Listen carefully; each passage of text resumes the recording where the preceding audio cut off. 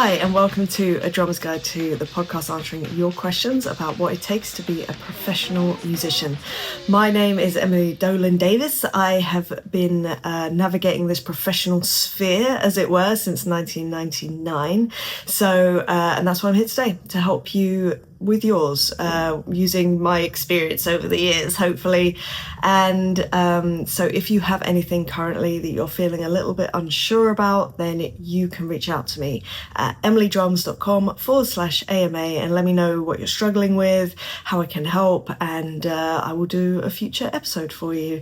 So today's question comes from Charlie Purdie. So thank you, Charlie, for writing in.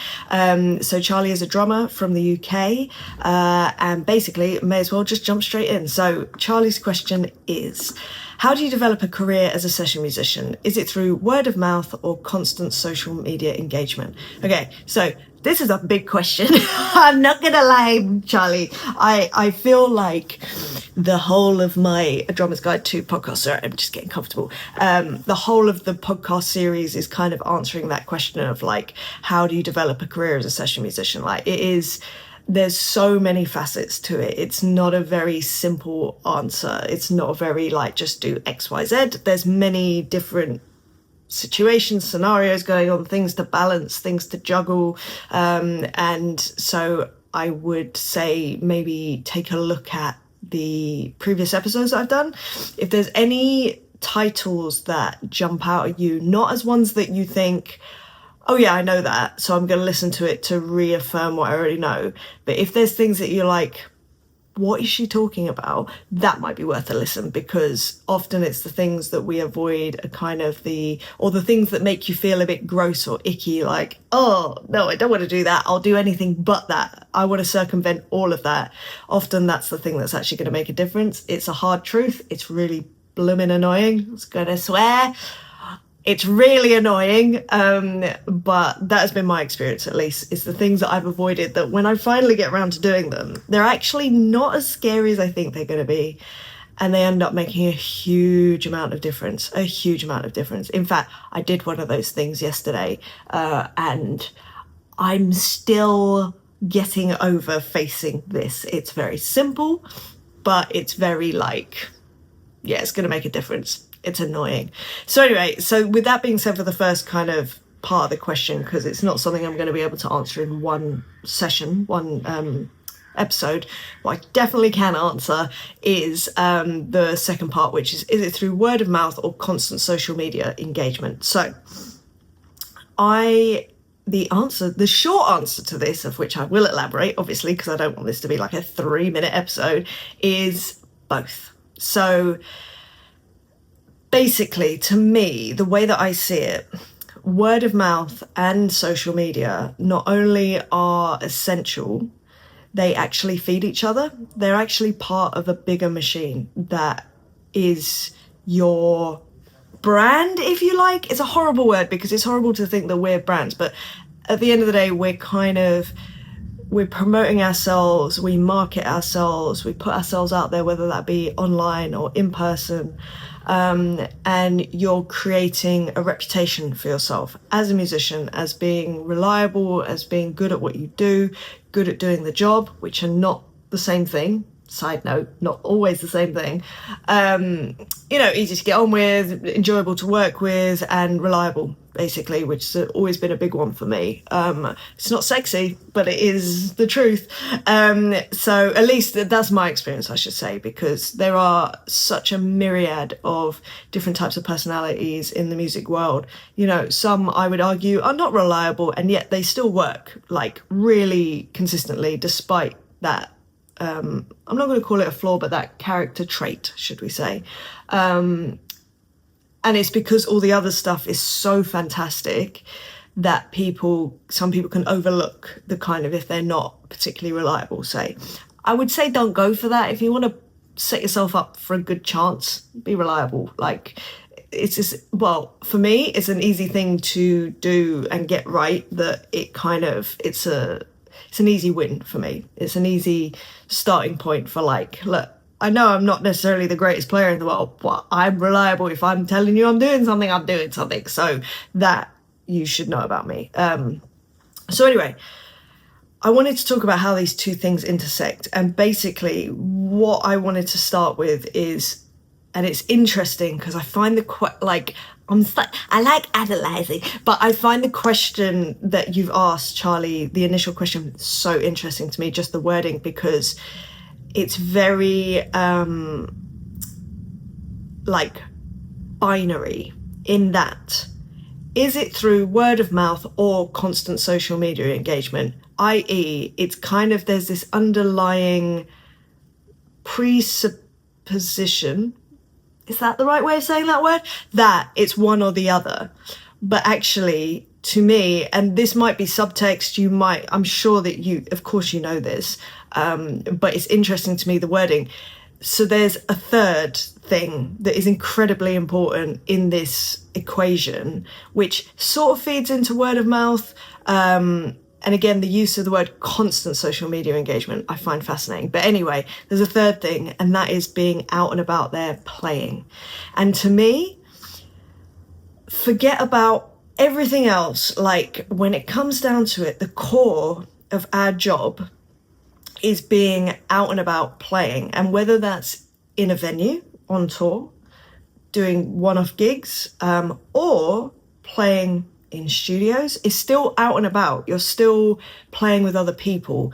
It's never, or very rarely, is it you playing solo by yourself, not being informed by people that are around you or involved. Even if you're doing remote recording, it's still with someone else, at least one other person.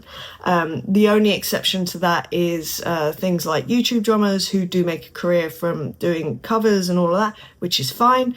That is nowhere near my expertise. I have no clue. There are plenty of people that I'm sure that you can talk to if that's the route you want to go down. However, looking at your Instagram and knowing what small amounts that I've picked up from your question and what you're saying, it doesn't seem like that's your plan.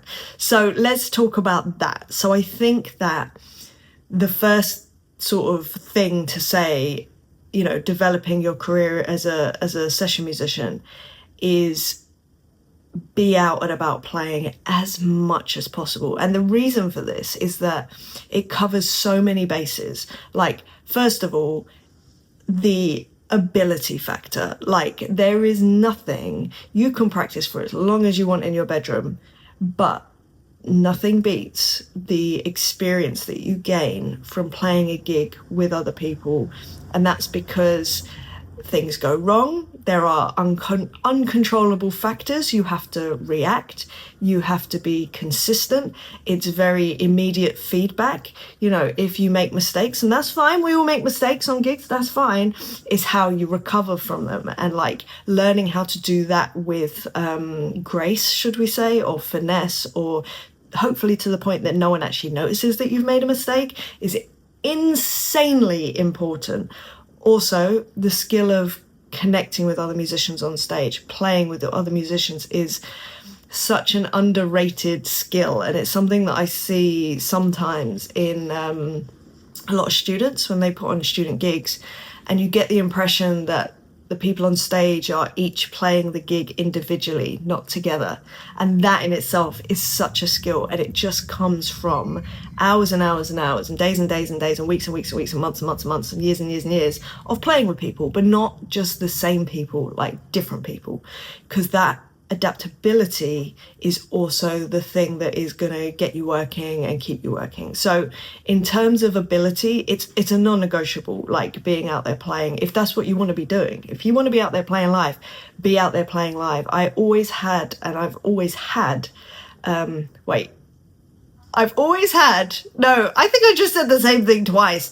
Anyway, I've always had this thing, and I always practiced this, and I still do to a point, is that what I would do is I would envisage, what is the day-to-day life that I want to have? What is that life that I want? What do I want to do when I wake up? I want to do X, Y, Z. I want to be, on the road playing gigs. I want to be in the studio recording for people, whatever it is. Rather than waiting for that to happen, I would live my life as if I was already doing it. So I would, and it probably sounds quite intense and all those things, but you know me well enough to know I'm pretty intense, and I want to be ready. That is my thing. It has its bonuses, it has its drawbacks, but that is how I roll. Like, I want to be doing it. I want to be prepared. So what I would do is, let's say I was wanting to be on tour, for instance, I would get up as if I were on tour. I would work out first thing. I would make sure that at some point during that day, I would do a 2-hour gig of, like, not just playing songs, performing songs, and then recording it, listening it back, which obviously you wouldn't necessarily do on a gig, but it was useful to hear back what was happening. I'd also do like an equivalent of a sound check, so maybe an hour of like practice or something like that. But I would try to emulate what it would be like to a point, and just noticing the things that I would need, including fitness, because that was a big thing for me early on. It was like, I found it very hard to keep up my fitness goals, definitely, but you've got to be fit to be on the road. It's tough on your body, and it will break down, and, you know, eating well and all of that, and I've spoken at length about that in other episodes. But anyway, I'm a big believer in doing the thing before you're asked to do it. Like, act as if you're already doing the thing. So therefore, that would suggest, and again, I found this out, like, I started doing this when I started reading biographies of drummers, and I realized that they were out there playing all day. And obviously this was a different time. Like, the people that I was reading about, this was in the 70s, 60s, 70s, a little bit of the 80s as well, where they would be doing sessions all day in the studio, and then in the evening they would be out playing a gig, sometimes two, and then that would be their normal day to day, week to week. And I was like, okay, obviously the landscape looks very different now, and that's fine. It's always gonna change, and we have to adapt. But I just thought, well, that is the amount of experience that they're getting every day. That's an insane amount of experience. So I was like, well, okay, in that case, I need to be doing something, a version of that. And yeah, okay, the work wasn't there to be doing all those sessions. Also, at the time, I didn't have the reputation to be being called for those sessions. So I would do my own practice sessions all day, or I would go and do rehearsals with random bands for free, because I wasn't at that level yet. In the evenings, I would go and play covers gigs, sometimes 2 covers gigs in the evening, sometimes at weekends, 3 covers gigs, or there has been the odd 4, and they killed me, absolutely killed me. But it was that thing of like, I just want to get as much experience as possible with as many different people as possible, in front of as many different people as possible, whether that's musicians, whether that's audience members, whether that's jam nights, whether that's covers gigs, whether that's function gigs, or sometimes originals gigs that I'm not necessarily being paid for. It was all about just getting that experience as much as possible. And that was always the bedrock for me. And I feel like that is it's either an oversight in this question, or is something that you're already doing, Charlie. In which case, please ignore everything that I've just said. You know what you're doing. But I think people put a lot of emphasis on social media, when actually the bedrock remains the same. Like, as long as you're not looking to be a social media musician, you need to be out there playing. Like, it feels like such a simple concept, but I do feel that we, like, in the same way I avoid certain things, we will do anything to avoid that discomfort, because it's discomfort, it's uncomfortable, it's hard. It is hard. Not just the gigging part of it is almost easy, because we know how to do that, and yes, things might happen, we will adapt and we will learn, and it will be great. But it's putting yourselves in those positions. That's the hard bit. That's the work bit, is what I always say. The easy bits, that's not the work. The work is when it gets really tough and you just like, I don't want to do this. Like, I feel so uncomfortable right now. And my thing is, I just go, this is the work part of my job. Like, I get to enjoy so much of my job. It's okay that there's some bits that I don't like. You're allowed to not like certain bits, and some bits are allowed to be hard. And there are hard bits, let me tell you. So anyway, what I would say about that is, get out there playing, get into some new circles. I think increase your ability, and that's not just playing wise, but experience wise, what to deal with and all that sort of stuff. So I think as a first step, I would look at that. So forget about the word of mouth. That will happen by as a result of doing that anyway. And then in terms of this constant social media engagement, let's take constant out of there, because there's no point of doing constant anything if there isn't a clear goal in mind, if that makes sense. And for me, social media is a tool, and it is a way, it's kind of like part of a machine for me. And let's say you're going out and you're playing gigs, right? What you ideally want is a social media so that, let's say you've played a jam night with someone, for instance, and you've got on really well, and then they go home and they go, oh, I'm going to look this person up. Charlie, for instance, Charlie Purdie, looks them up, and then they see everything that has supported their experience with you. So they enjoyed playing with you, they got on really well with you. As it turns out, they look at your social media and it's so together, it's very clear, like what you do, you know, oh, he's clearly gigging a lot, this makes sense, this is why we had such a great time, this wasn't a one-off, blah, blah, blah, blah, blah. However, if they go to your social media and say, I'm a bit broke up, you know, then it kind of makes them question, like, oh, maybe I'm wrong, maybe I didn't judge this right. And I'll come on to other scenarios where your social media can certainly uphold your, again, I guess it's about reputation, just like increasing your viability and strengthening your reputation as not just a player, but as a person and professional and all this sort of thing. So I would definitely say that. What I will also say, so maybe not constantly engaging on social media, but you certainly can use it to your advantage in terms of touching base with people that you might not know in the real world, but you want to know.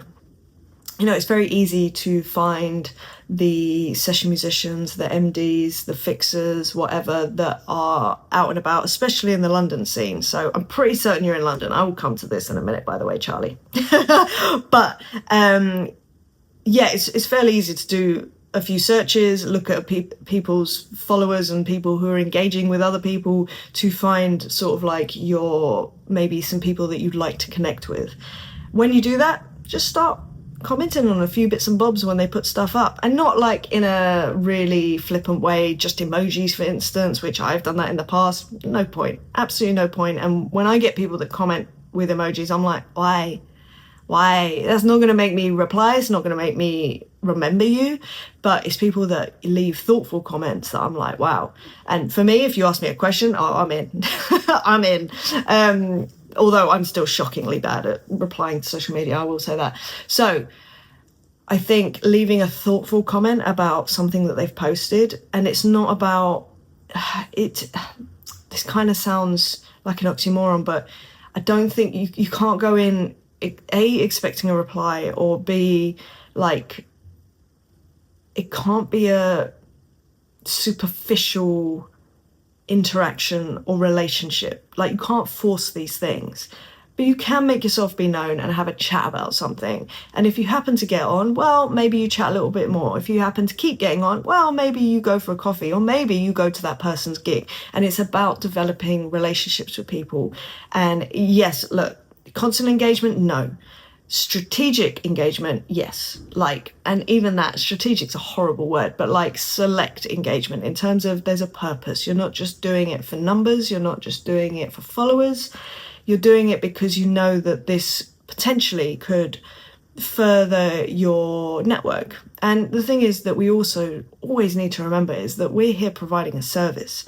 So if you can serve another musician, i.e. if they're doing a solo album on a shoestring, you have access to a studio and you say, I can, like Charlie, for instance, I can record some drums for your EP if you're up for it.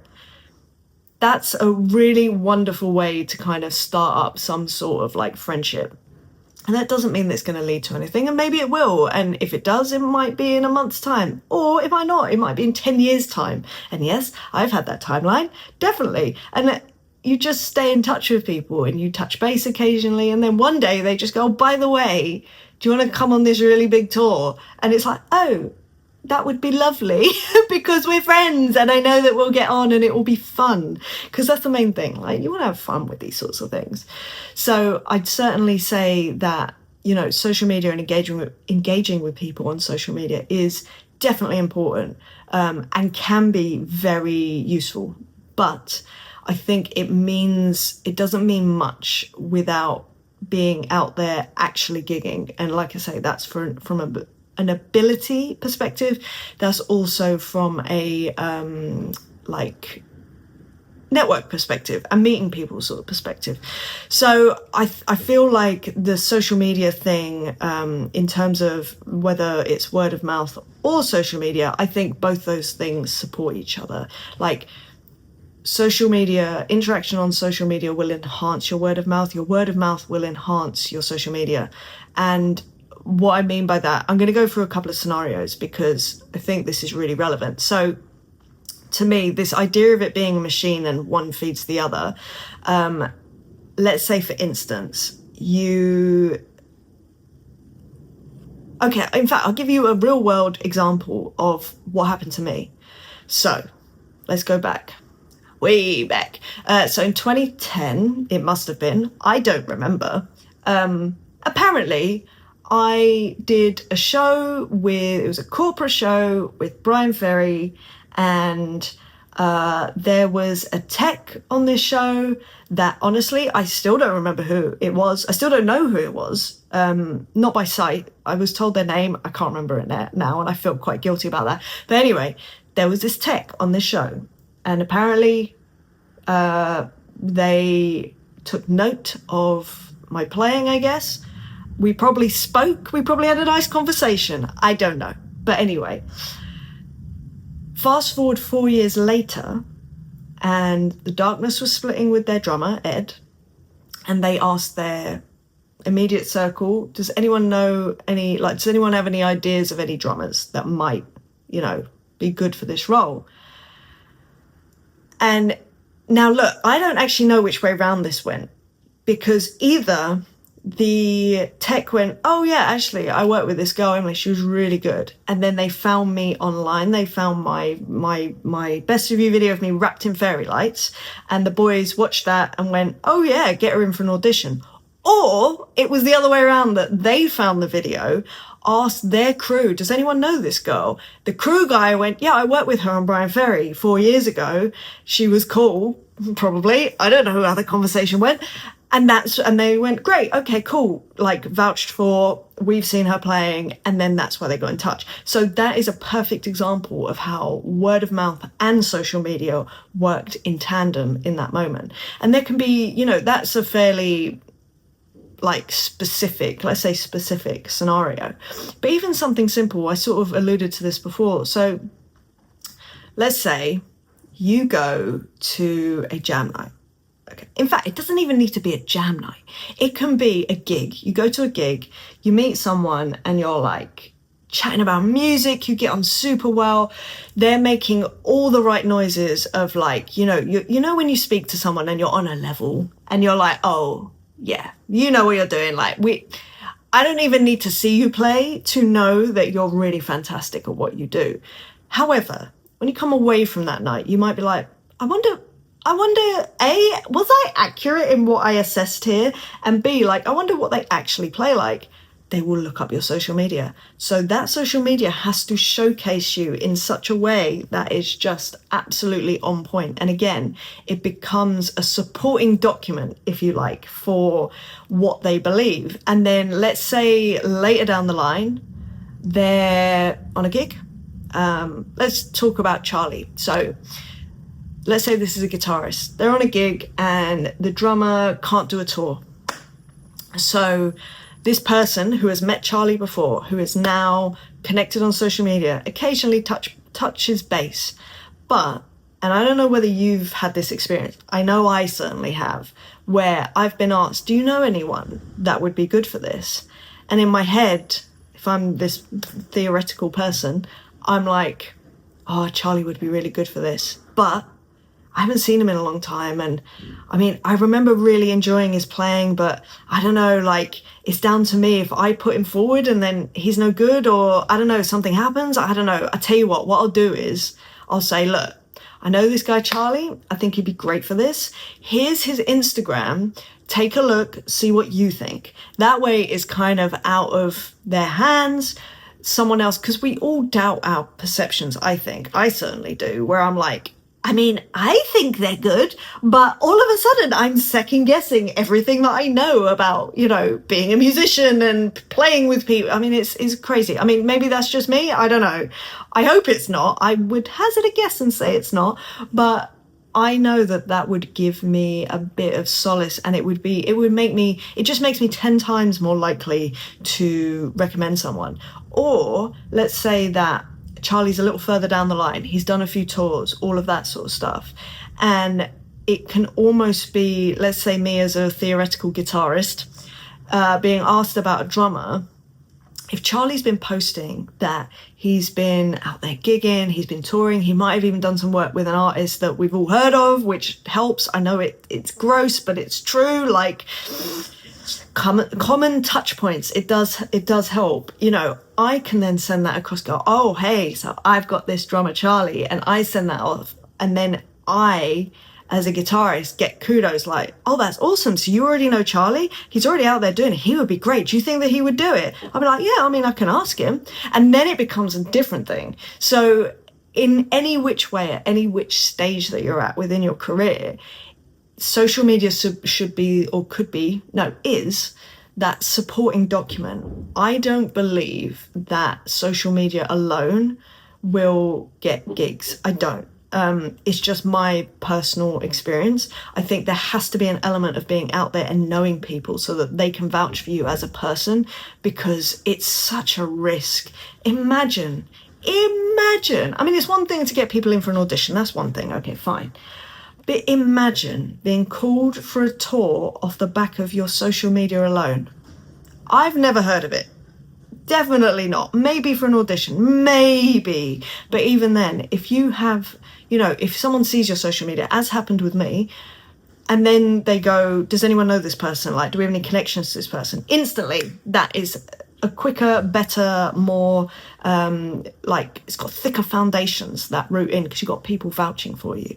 So for me, I think social media is very important. And I think, like, having it together so that when you do meet a new person, they get a good sense of who you are, they can see that you're busy, you can then connect and stay connected and keep showing them that you're out there working, that you're busy, that you're capable, you know, and staying top of mind.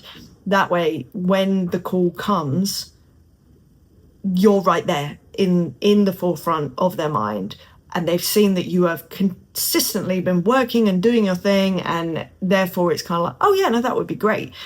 And again, if you can then sort of translate that more into real life experiences, whether that is, you know, getting, for instance, this theoretical guitarist getting in Charlie a last minute dep, and Charlie's like, absolutely yes. And just those kind of small touch points, one day, one evening, you just go play a gig, you reconnect, and you go, oh yeah, no, I'd forgotten how great it is to play with Charlie. That's really cool. And then you part again. And those connections may come quicker. They may, like, the time between connections in real life may become shorter. And I mean, like I say, that's my experience of it. I don't know what your experience of it is, but that certainly is how it's worked for me, and consistently. Like, every gig, I think, like every tour I've been on, every artist I've worked with, I think it's sort of come from that. I don't think do you know what? That's not true. There has been one artist where it was cold, and I still don't know where this gig came from, and that was Janet Devlin. And I can't remember where that call came from at all, but somebody recommended me. Somebody did. But I didn't know anyone on that. Well, no, I thought I didn't know anyone on that gig. And then I turned up and it turned out that I knew the bass player. So I was like, oh, hi, Nats, how you doing? So anyway, so it does happen occasionally. But again, that wasn't from social media, because my social media was nowhere. Well, it was somewhere, but it wasn't really anywhere.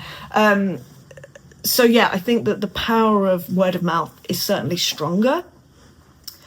But social media is a very important and strong supporting document in the situation.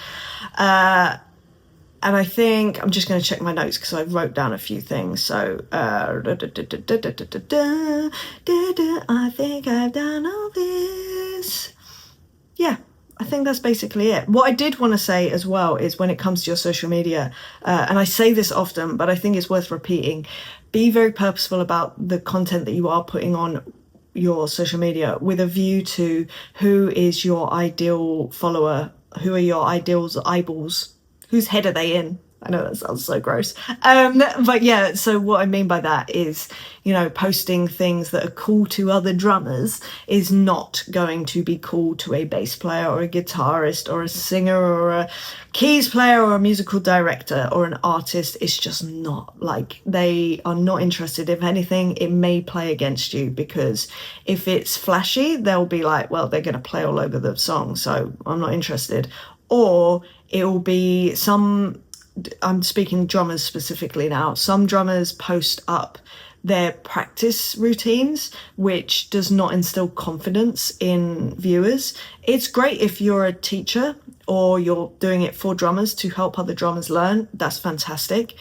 That is such a different mindset and a different projection to people that you want to work professionally with. You want to seem solid, confident, you know what you're doing, you are very experienced, like this is not a thing. It's that kind of vibe. So I think being very, very cautious about what you post is really useful.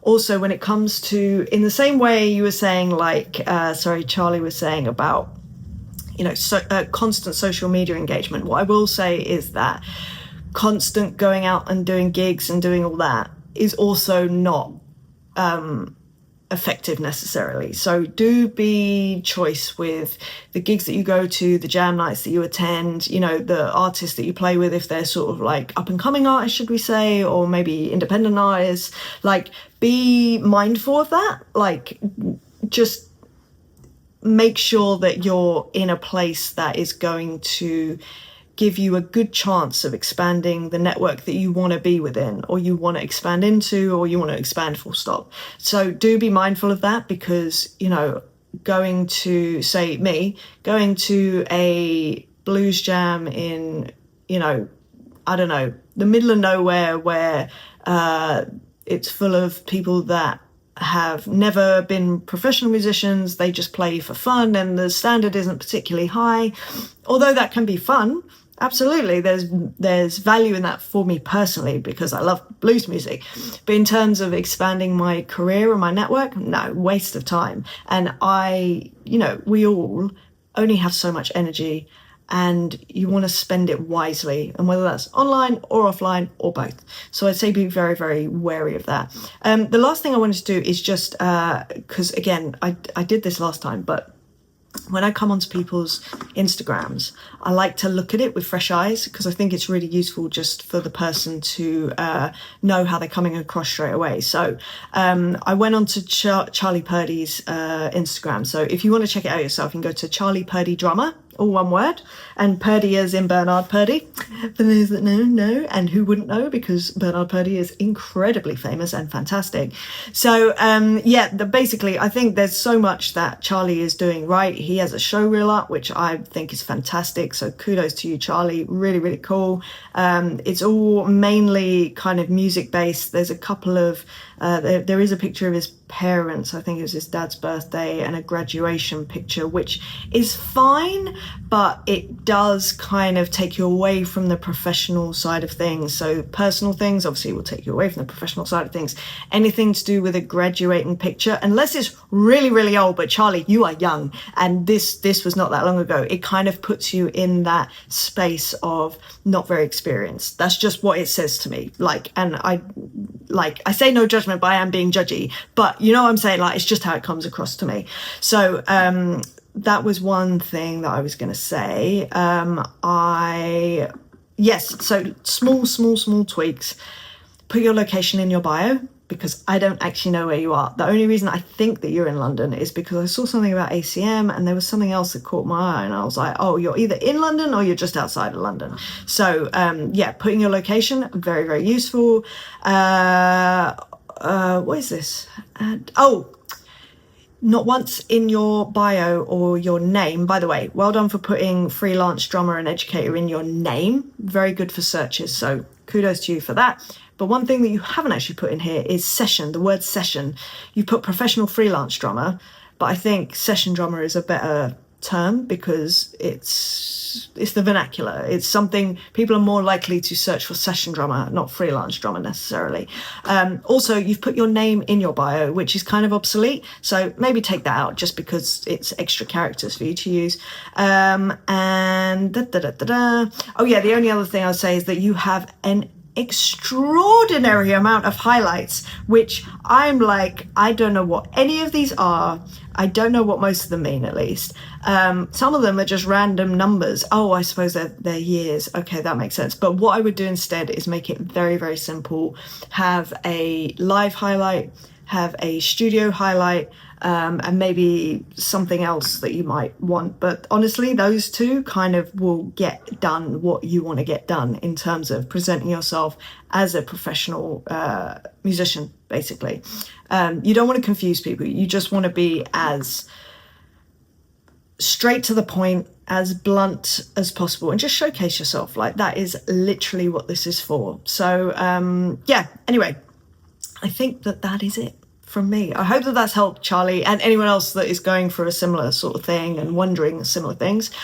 Thank you so much for joining me on this episode. If you are currently a little bit uncertain about certain things wow, that's the worst sentence. If you're feeling uncertain about your professional career, maybe there's something that you would like to ask me about, or just get my opinion, or anything else. Again, I think questions that can be as specific as possible are really, really useful for me. But yeah, if you have a specific question that you want to ask me to answer on a future episode, then if you go to emilydrums.com/AMA, then you can ask me there. I will answer it on a future episode.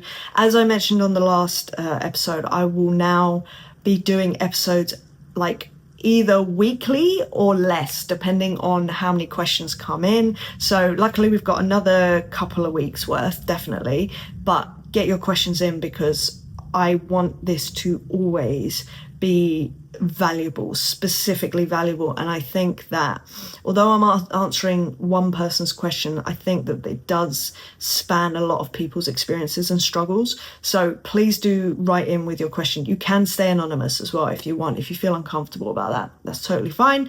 But yes, so if you do want to ask a question, then go to emilydrums.com/AMA. If you would like to book in with me for a free discovery call where we talk about working one-on-one, like if you want to have some very personalized one-on-one time with me where we go through your specific struggles, we don't need to do it on a podcast, it can be just me and me, then you can go to emilydrums.com and you can book in for a free discovery call. It's basically 30 minutes. We have a chat. I ask you a few things about where you are, where you want to be, what you've been up to. And then I just let you know the things that come to mind as they come to mind. And then we go from there. And if you want to work together more long term after that, that's great for me. But if not, that's totally fine. I always try and give something for you to take away that if you do that thing, it will help. Because there's always, we all have blind spots. We all do. I do too. Like, absolutely 100%. I have many blind spots. I'm blind as blind can be sometimes. But yeah, anyway, do let me know. So emilydrums.com if you want to book in for that free discovery call. Anyway, I'm going to love you and leave you on that note. I hope you're having a lovely weekend, whenever you're listening to this, wherever you are, whatever you're up to. And I shall see you next time for another question. All right, sending you lots of love. See you later. Bye.